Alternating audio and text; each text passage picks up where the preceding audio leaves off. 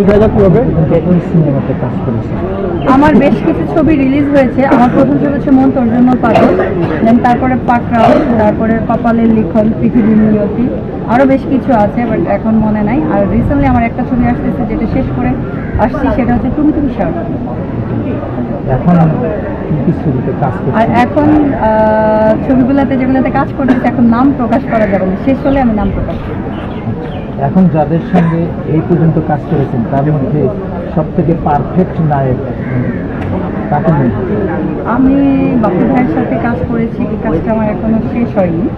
তো কায়াস আরজু ভাইয়ের সাথে কাজ করেছি, ওইটা আমার প্রথম ছবি, প্রথম ক্যামেরার সামনে, বেশ ভালো।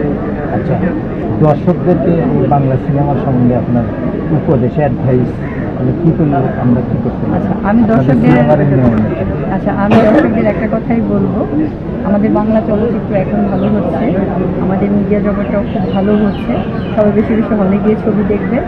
আর ওটিটি প্ল্যাটফর্ম তো শুরু হয়ে গেছে, সবাই ছবি দেখবেন বেশি বেশি।